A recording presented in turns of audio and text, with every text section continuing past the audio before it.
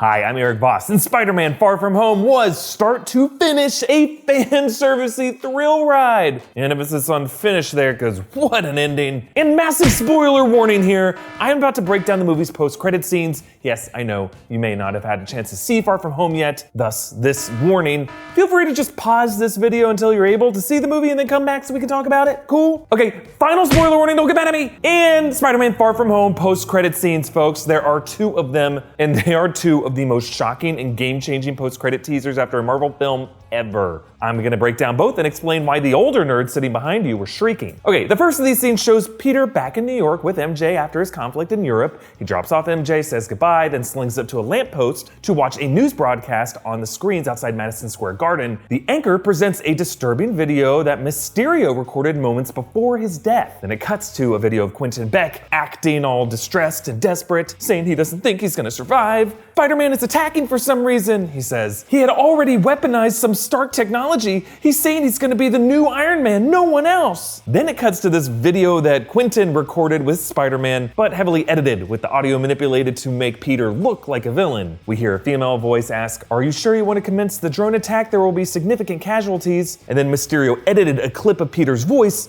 so that it sounds like he responds, "I don't care, execute them all." And by the way, the words "execute them all" contextualized this way is actually a literary allusion by Quentin Beck to Joseph Conrad's Heart of Darkness, adapted by Francis Ford Coppola into the film Apocalypse Now, both of which featured insane warlords famously losing their humanity, evidenced by the quotes, "exterminate the brutes and exterminate them all." So the video returns to the anchor, who begrudgingly credits a controversial news site called thedailybugle.net. And then things get amazing. J. Jonah freaking Jameson, played by J.K. freaking Simmons himself, who also played the Daily Bugle editor in the Sam Raimi Spider-Man trilogy, appears. He says, "There you have it, folks. Conclusive proof that Spider-Man was responsible for the brutal murder of Mysterio, an interdimensional warrior who gave his life to protect our planet, and who will no doubt go down in history as the greatest superhero of all time. But that's not all, folks. Here's the real blockbuster. Brace yourself, you might want to sit down." And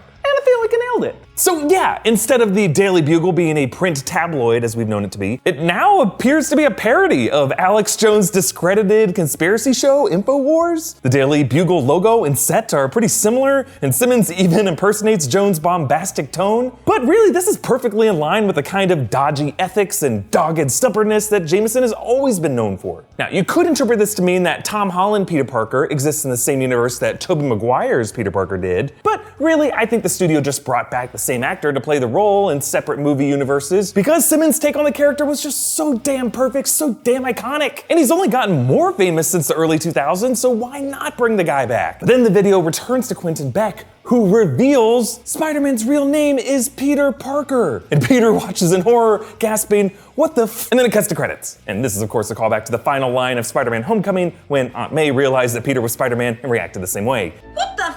So Mysterio recorded these tapes ahead of time because he's a master manipulator of perceptions and media narratives so that he could shift all blame to Peter as the villain, not himself. And being outed and falsely blamed like this could be very, very bad for Peter. But it is also worth noting that this information is coming from what looks like a very untrustworthy source in this universe. S.H.I.E.L.D., especially with the help of, as we'll see in a second, a secret network of alien shapeshifters, could very easily discredit Jameson as fake news, which would, if you think about it, drive Jameson even more insane with rage against the Spider-Man menace. And that could set up Jameson to, as he does in the comics, set up villains like Norman Osborn and the Scorpion to rein in Spider-Man, perhaps leading to the formation of the Sinister Six that Matt Gargan's Scorpion little cameo in the Homecoming post-credit scene might have been laying the groundwork for. But let's move on to the second post-credit scene, which opens similarly to the Infinity War post-credit scene with Nick Fury, Maria Hill in a car, except they ain't Fury and Hill. They shapeshift back into Skrulls. Yeah, those of you following my Skrull Search series,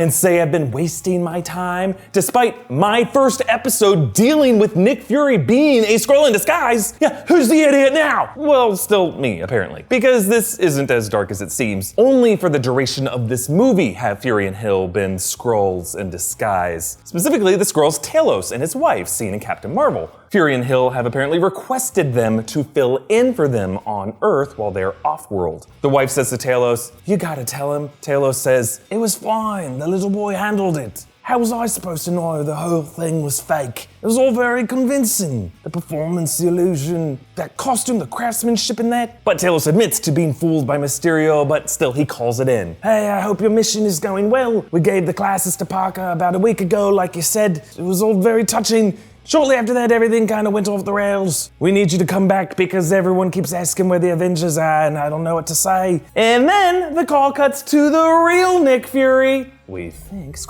lounging on a tropical beach. He hangs up on Talos, a clever callback to Peter Parker hanging up on Talos/Fury earlier. Fury stands up and stretches, and we see that this beach is actually just a simulated reality on a vast Skrull spaceship. Fury claps everyone back to work and yells out to the Skrulls, "Who got my shoes?" So yes, these post-credit scenes are filled with more nerdy twists than like a comic book left in a dryer. But this Skrull reveal sets up a few major elements for Marvel Phase 4. First, Nick Fury and perhaps all of S.H.I.E.L.D. are part of some secret mission deep in space with the Skrulls. This could be about anything, but it was interesting how Talos/Fury responded about Captain Marvel earlier. Captain Marvel? Don't invoke her name. Maybe Carol Danvers has gone missing, or maybe she betrayed the Skrull race in some way, or they think she did. Really, this whole Talos reveal helps clarify a lot of Fury's behavior in the film because he's really off his game. It's pretty inconsistent. Like, yeah, it didn't make sense that Nick Fury would be fooled by Mysterio, but Talos? Kind of a dummy. But also, this scene confirms that Skrulls exist on Earth in the present day, and that characters as we know them could actually be imposters after all, the whole time. Now, Skrulls like Talos are friendly, but in the comics, many Skrull shapeshifters are evil, impersonating Avengers, posing a huge threat in the Secret Invasion storyline, which we might see in Phase 4. Which is why, folks, that my Skrull search must continue. I know, it's often bonkers, and it's usually wrong. But by entertaining dumb, laughable conspiracy theories, we often dig up the clues that we never would have considered with our imaginations closed off. And yes, this kind of thinking is totally okay with fictional fan theories, but less so with real news events. So just draw that distinction. I don't like them putting chemicals in the water that turn the friggin' frogs gay. But who else do you think could be a Skrull imposter in the MCU? Where do you think Captain Marvel could be? And do you think people will believe J. Jonah Jameson about Peter Parker? Comment down below with your thoughts. Follow me on Instagram and Twitter at EAVoss, and subscribe to New Rockstars for breakdowns and theories about everything. And how one day I will prove that everybody is Skrull.